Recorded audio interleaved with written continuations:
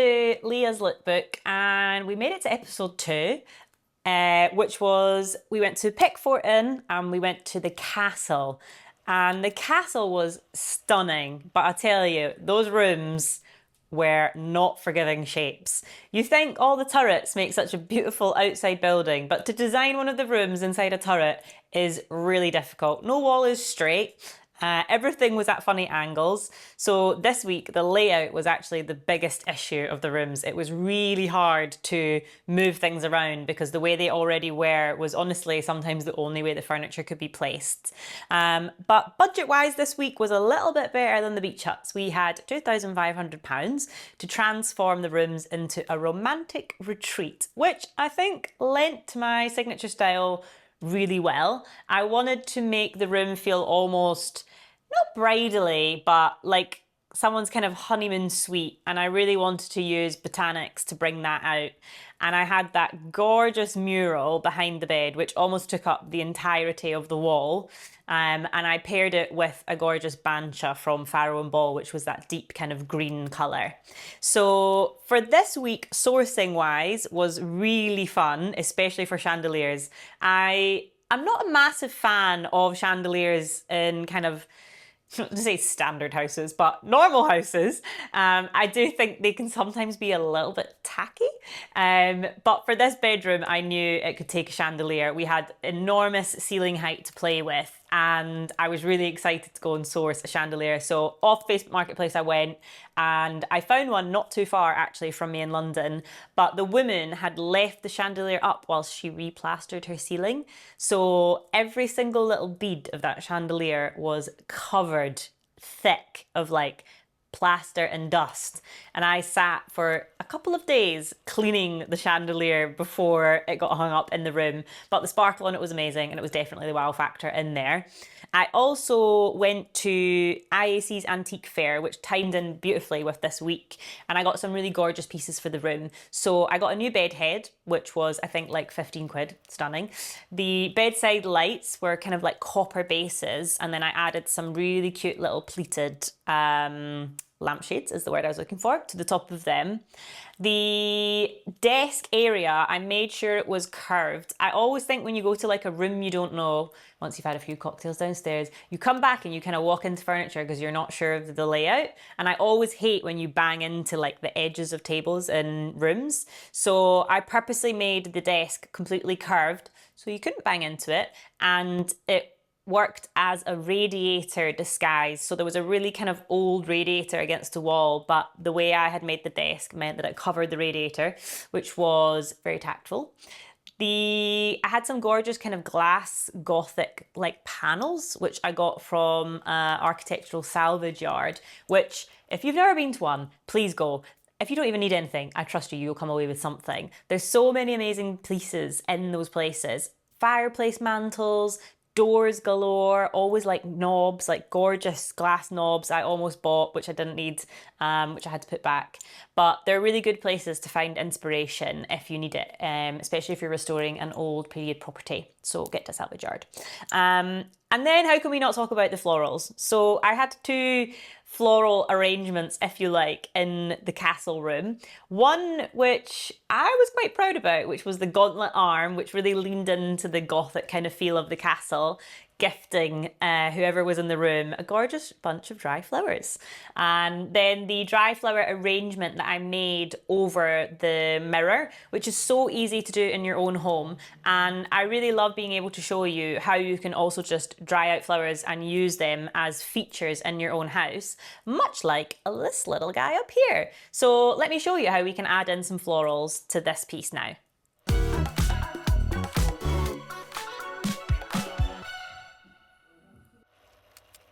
In the hotel room, I made the flowers above the mirror with lots of dried like pampas grass and eucalyptus.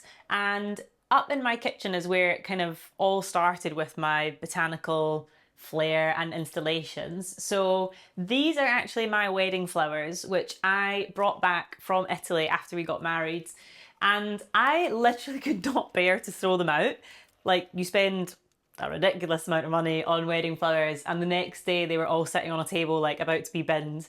And I was just like, absolutely not, like these have to come home. So we drove them all the way back, and then I came up with the idea to hang them above the island and kind of make like this massive feature out of them. And the thing with dry flowers is once you have dried them out, they literally last forever. Like if you don't touch them, they're gonna stay there forever. So people think that like I just made this or you have to change it, and obviously you can change it up, you can add things to it, but ultimately these are the same flowers that have been there for 3 years and I can't ever imagine taking them down. So what I do sometimes is I can add bits in, and I'm just going to show you how easy it is, and it's also a really good way to dry out your flowers. These ones have already been dried out, and the best way to do it is to hang them upside down, or you can just leave them in a vase with no water. Just be careful you don't knock them because they are quite brittle and that's how they would generally break. What you need is floristry wire or cable ties or string. I think I've used all 3 variations up there, and a pair of scissors. And we're just going to basically tie the ends of the sticks up to the branch to just kind of pad out this end bit here. So let's get to it. I am just going to cut off some wire to start with. And eucalyptus is one of my favourites because it dries out so nicely and it smells so good when it's fresh. So when it's fresh, you get the benefits of the smell, and then it dries out really nice and you can just keep it. So you'll find like loads of people in like show homes always have eucalyptus because you can just dry it out and it'll stay there, so it's not like fresh flowers where maybe the petals fall off. And all I'm doing is just tying chicken wire, floristry wire. I think you can call it chicken wire. And I'm just gonna add it in, and then I'll come back after and we can cut off the excess at the top. But obviously I don't want it to be too long. Actually it's still a little bit long. And if it's dried, it should snap like so. And that's probably a good height there. It kind of blends in with the rest. I'll just pull that back round. And I think the thing with dry flowers or any floral arrangement is there's not really any rules. Like one person's messy is one person's neat. And you can just get creative and play around with colours and shapes. And I think that's also kind of what I love about all kind of botanical things. I just kind of like interiors. For me, it's not really like trends or what's right and what's wrong. It's what makes you happy. And if it makes you happy and it's in your home, that's all that matters. So I'm just going to keep building on that, and I'll just add another couple of pieces in. But honestly, you can do this around anything.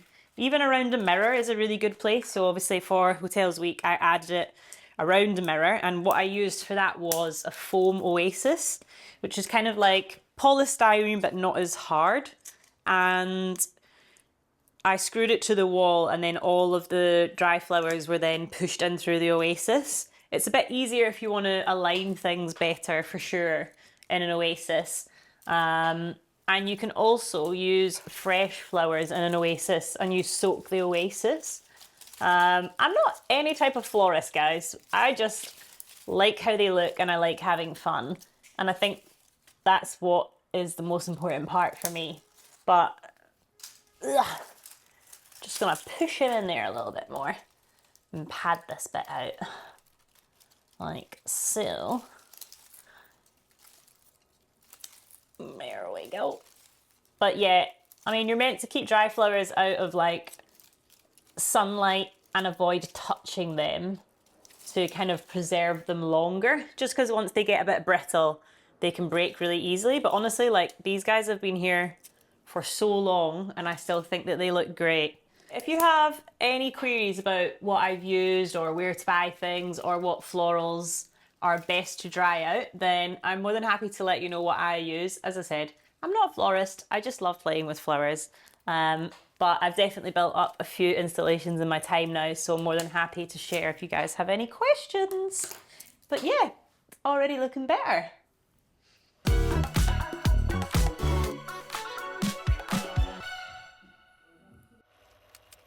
So the mood board that I created for this week, I wasn't sure about the size of the mural and if it should be a mural or if it should be wallpaper.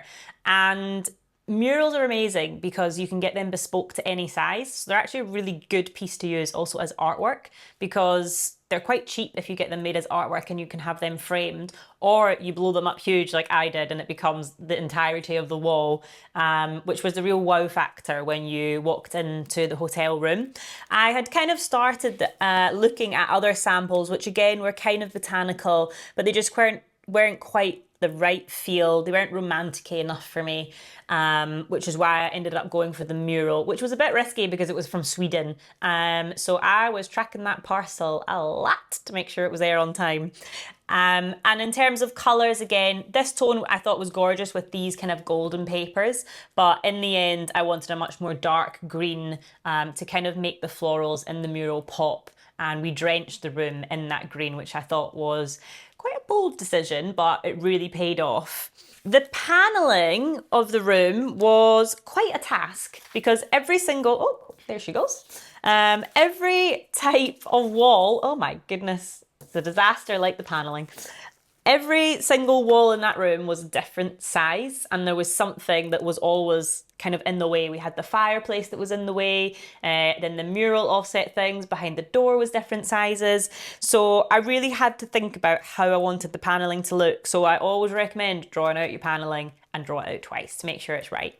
But Piers did an amazing job of making sure the panelling really worked in the room. And we went back and forth about the spacing in between the fireplace, but I think in the end we made the right decision. And again, I had my classic lists of trades. So we had the decorator, the carpenter, and then me on the makes. We had the gorgeous window seat in the castle room that I had, which for me was also one of the kind of main features, and it felt like a really romantic place to sit. So we had the bespoke seating built, and then we had the saga of the curtains. So the curtains were a really expensive thing to change because they were about 3 meters long. But for me, I felt they kind of dated the room a little bit and they were quite an important part of the design. So I opted to change them for a really like golden velvet just to add a little bit of luxe to the room. And it popped off the red really well. So I am really glad that I changed the curtains. And then if we go to the digital mood boards, so these are exactly the items that I used. So this is this gorgeous mural that I used on the wall. It felt really like realistic, even though it's kind of like a 3D version of a bunch of flowers. And I then chose this kind of herringbone for all of the upholstery. So we had the chair that I upholstered, the bunket seating I upholstered. And again, I always really like to think of things that we could reuse in all of the rooms. I chopped off the leg of the side table and used it as the new desk leg. It had a kind of gorgeous swirl to it. So I thought it was a really like clever way to reuse the side table. Then obviously we have the gorgeous chandelier. There she is in all of her glory. This was it in the person's house before they covered it in plaster, I'd like to add. It was quite the effort changing it, but I think it really paid off. This is the bed head, which I changed out, and originally it was very kind of white and a bit kind of farmhouse rustic. So I used gold gilt cream and I went around all the edging and added in these like really fine gold touches, which just really highlighted it and brought it into a bit more of the era of the room rather than being kind of farmhousey. The gorgeous glass doors, which I loved, which we chopped off the bottom of. Cutting glass is really scary, but it did work. And I just loved that it replicated the arch window that was in the corner, and those two kind of really spoke to each other, and it was such a nice feature of the room. And this was the exact window itself. I drew out, again, the bunket seating, the size it should be, and then we had the gorgeous drape of the yellow curtains, and I added a little pelmet on the top to hide the curtain rail, just to give it a little bit more of a luxury feel to the hotel room. And then we had my really fun floral things. I loved the gauntlet and the flowers, and I love that they also thought it was a really like fun element and it didn't feel silly in the environment, and it just kind of really like went with the room. And then overall, everything together, this is what it had pieced to look like. And I've kind of got the colours and the fabrics that I chose. and the mirror with the dry flowers on top. So, favourite bits of Castle's week? I think it definitely had to be one being the chandelier. I felt the chandelier really elevated that room and it felt really right in the space. Also the mural. I loved the mural. I think the mural was the wow factor when you walked in the room and you saw it on the wall, and it just felt very romantic and very in keeping with the setting. And then lastly had to be the bedside lights. I was tempted to keep them for myself, but I obviously wanted to stay in this week and I felt that they were a great addition to the room, so they had to stay. But they were a bargain. I think they were £15 each at an antiques fair. So when you find a bargain, you always kind of want to keep it for yourself. But I'm glad it put me through to next week. And next week we are off to the Passage charity in London, working in pairs, first pair challenge. So tune in for next week to hear about how all of our inspiration jointly went together.